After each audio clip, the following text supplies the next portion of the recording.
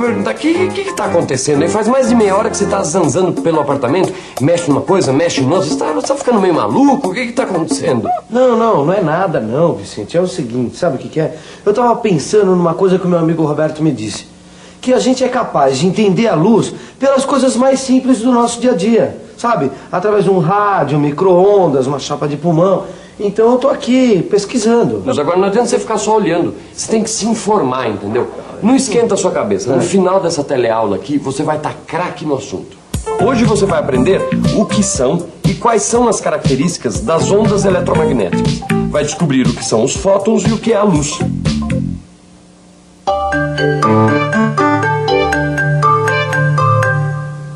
Ô, Gil, pera um pouquinho. Eu vou te ajudar. Vamos fazer uma coisa? Vamos pôr a mão na massa e estudar o que são as ondas eletromagnéticas. Vamos nessa? Peraí. Ondas eletromagnéticas? Exatamente. O que isso tem a ver com a minha curiosidade, Vicente? Olha, eu tô querendo saber o que é e quais são as características da luz. Simples. Exatamente. Só então isso. a primeira coisa que você tem que aprender é a seguinte. A luz é uma onda eletromagnética. E não só a luz, hein? Não só a luz. As ondas de rádio, as ondas de televisão, as micro-ondas, os raios X, todas elas são ondas eletromagnéticas. É mesmo? É. Maricela, eu fiquei super animada com aquela nossa conversa sobre átomos, sabia? Só que agora eu estou interessada num outro assunto. Ondas eletromagnéticas. Esse é um outro assunto, mas tem tudo a ver com o átomo, Rosinha. Você vai ver. Tanto que para entender as ondas eletromagnéticas, a gente precisa lembrar o modelo atômico. Observe este esquema. Este é o modelo atômico de Rutherford Bohr. Neste modelo, os elétrons se distribuem em níveis de energia ao redor do núcleo. Nos níveis mais afastados, a energia do elétron é maior. Quando o átomo absorve energia, um de seus elétrons se afasta do núcleo, isto é, vai para um nível de energia maior.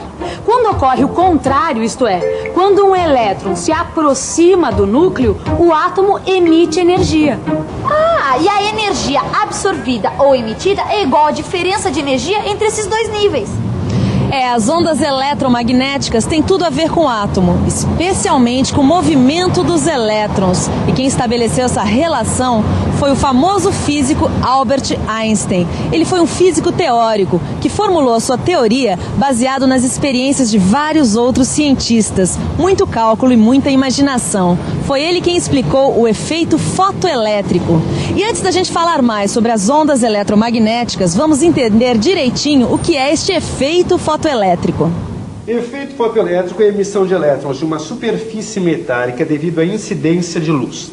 Bom, mas para entender melhor isso, vamos aos fatos observados. As experiências mostravam que quando uma certa quantidade de luz incidia sobre uma placa metálica, aparecia uma corrente elétrica. Einstein conclui que a luz fornece energia para os elétrons da placa. Alguns deles se desprendem e saem da placa. Tá tudo legal, Vicente. Agora, eu só não entendo o que tudo isso tem a ver com a luz, sabe? Calma, que você já vai entender. Nós já estamos chegando lá. Olha aqui, ó. Einstein queria explicar o aparecimento da corrente elétrica através da incidência de luz sobre uma superfície metálica. Mas aí havia um outro fato muito importante que começou a aparecer nas experiências.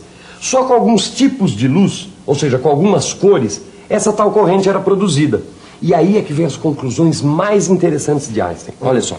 Einstein propôs que a luz é formada por vários e pequenos pacotes de energia, que ele chamou de fótons. Esses fótons podem carregar diferentes quantidades de energia, dependendo da cor da luz. Para provocar o aparecimento da corrente elétrica, os fótons que incidem na placa precisam ter uma certa quantidade de energia. Isso explica por que a corrente só aparece com algumas cores. Assim, Einstein explicou o efeito fotoelétrico e mais, explicou também como ocorrem processos de emissão e absorção de luz. Quando um átomo absorve um fóton, ele ganha energia. Esta energia é transferida a um de seus elétrons, que muda de nível de energia, afastando-se do núcleo. Este é o processo de absorção de luz.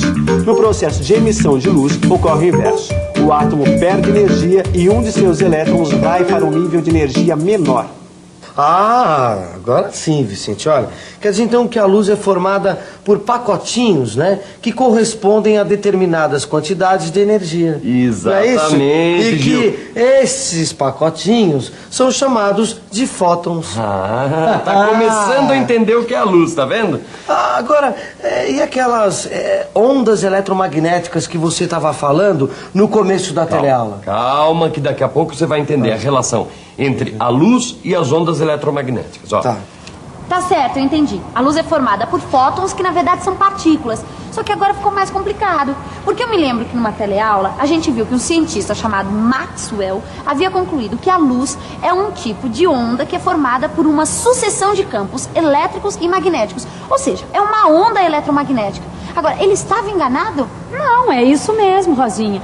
A Rosinha lembrou muito bem das conclusões de Maxwell. Se você não estiver se recordando direitinho, dê uma olhada no seu livro de estudos. Mas agora, Rosinha, me diga uma coisa. Quem você acha que tinha razão?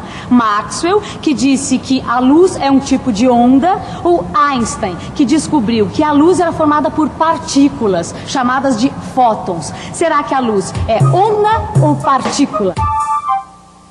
Ih, agora ficou mais difícil. Na verdade, os dois estavam certos, Rosinha. E esta foi a grande sacada de Einstein. Ele propôs o seguinte: quando a luz interage com a matéria, ela se comporta como uma partícula. Quando ela está viajando pelo espaço, é uma onda eletromagnética. Ah, Vicente, eu acho que eu entendi. Quer dizer que a luz é um tipo de onda eletromagnética. E quando essas ondas entram em contato com a matéria, elas se comportam como se fosse uma partícula. E essas partículas são chamadas de fótons. Exatamente. Agora, sabe o que não está entrando na minha cabeça? É o seguinte, que não está dando para engolir. É que você me disse que as ondas eletromagnéticas são iguais às ondas mecânicas. Não, mas não é para engolir mesmo. Elas têm semelhanças. As ondas eletromagnéticas não são idênticas às ondas mecânicas. Elas têm semelhanças só. Uma diferença fundamental, por exemplo, é que as ondas mecânicas, elas precisam de um meio material para se propagar. Enquanto as ondas eletromagnéticas não. Elas se propagam no vácuo. No vácuo? É. Ah, então quando os astronautas estão na Lua tentando se comunicar com a Terra, eles se comunicam através de ondas eletromagnéticas. Exatamente. Eles se comunicam com a Terra através das ondas de rádio. E as ondas de rádio, as micro-ondas, as ondas de televisão, a luz, são todos exemplos de ondas eletromagnéticas. Agora ficou mais fácil, né, Maristela? Porque se quase tudo que vale para as ondas mecânicas vale também para as ondas eletromagnéticas, então fica mais fácil entender as características das ondas eletromagnéticas. E fica mais fácil mesmo, Rosinha. É só você lembrar que todas as ondas são caracterizadas por um valor de frequência e comprimento de onda. No seu livro você vai encontrar tudo isso. Nele você descobre como essas grandezas se relacionam e encontra os valores de frequência e do comprimento de onda de diversas ondas eletromagnéticas. Como você viu, as grandezas que caracterizam as ondas eletromagnéticas são as mesmas grandezas que caracterizam as ondas mecânicas. Dá pra gente calcular os valores dessas grandezas, mas antes disso, você precisa saber como é produzida uma onda eletromagnética. Ela é produzida toda vez que uma carga elétrica é acelerada ou freada, ou seja, quando uma carga elétrica fica em movimento de vai e vem, é que se produz uma onda eletromagnética. Vicente, é o seguinte, estou ficando fera nesse negócio de ondas eletromagnéticas. Só que é o seguinte, não é tão simples assim, né? Não, realmente não é simples. Agora, com calma, a gente acaba conseguindo entender tudo. Aliás, depois dessa teleaula, pegue seu livro e dê uma revisada em tudo que a gente está vendo aqui. Com certeza vai ficar tudo muito mais claro para você. Bom, já que você falou nesse negócio de ficar claro, surgiu uma dúvida. Olha, se as ondas do rádio, da TV, do micro-ondas, se todas essas ondas são ondas eletromagnéticas, por que o nosso olho só consegue perceber a luz? Não consegue perceber, por exemplo, as ondas do rádio? Essa é uma boa pergunta. E para saber a resposta, a gente vai precisar conhecer o espectro eletromagnético. Espectro eletromagnético? Exatamente. Porque além da frequência e do comprimento de onda, as ondas eletromagnéticas, elas têm uma outra característica, a quantidade de energia. E a quantidade de energia, ela varia justamente de acordo com a frequência e com o comprimento de onda. Você lembra do som? As ondas sonoras, assim como as ondas eletromagnéticas, elas têm frequências, tá certo? E no caso do som, o ouvido humano só consegue captar sons com frequências num determinado intervalo, tá certo?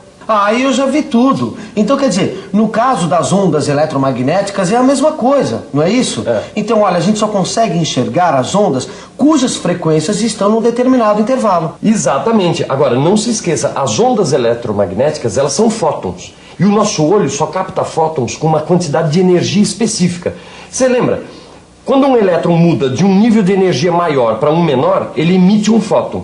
E é esse fóton que o nosso olho absorve e transforma num sinal elétrico que vai ser mandado para o cérebro. Ah, e não tem segredo, né, Vicente? É só a gente dar uma olhada no espectro eletromagnético. Olha aqui.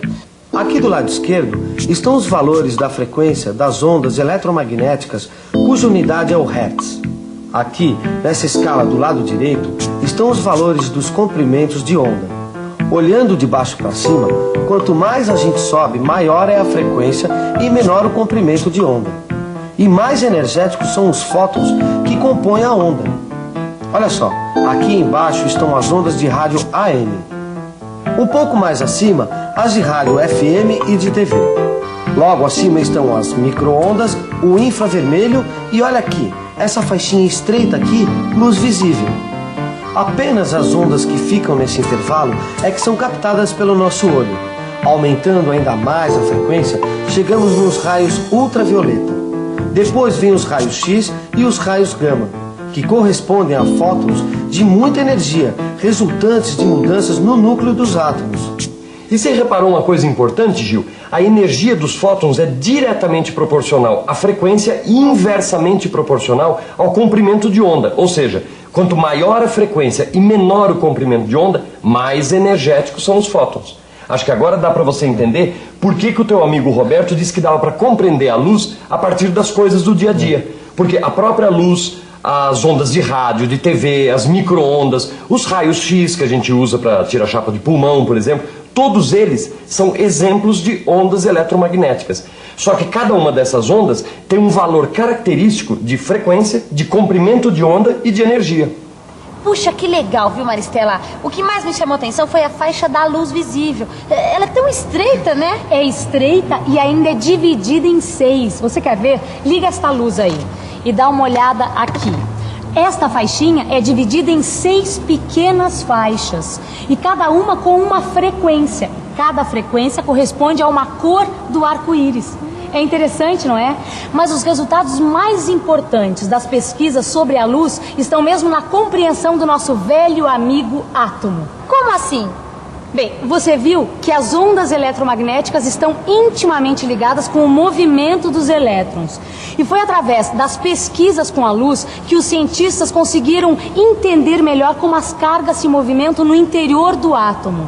Eles perceberam que assim como o fóton tem características de onda, o mesmo acontece com os prótons, elétrons, pions, nêutrons, enfim, com todas as partículas. Todas elas são ondas e partículas ao mesmo tempo. Isso quer dizer que o tradicional modelo atômico Rutherford Bohr, lembra, precisa ser atualizado. Hoje em dia, o modelo atômico não tem mais prótons e elétrons, todas essas partículas em órbitas e lugares bem definidos. Ao contrário, os cientistas descobriram que essas partículas devem ser representadas por regiões difusas, porque ao mesmo tempo são partículas e onda. Para isso tudo ficar claro, vamos ficar agora com a revisão. E atenção, se liga aí que é a hora da revisão. Na teleaula de hoje, você aprendeu que a luz é uma onda eletromagnética, assim como as ondas de rádio, TV, etc. Você viu que essas ondas podem se propagar até no vácuo. Além disso, as ondas eletromagnéticas são caracterizadas por um valor de frequência, de energia e de comprimento de onda. Você aprendeu também que a onda eletromagnética é ao mesmo tempo onda e partícula. E que essa partícula se chama fóton e carrega uma determinada quantidade de energia. Finalmente você viu que todas as partículas, como o elétron, o próton e o nêutron, também se comportam como onda e partícula ao mesmo tempo. É isso aí, gente. Até a próxima. Até lá!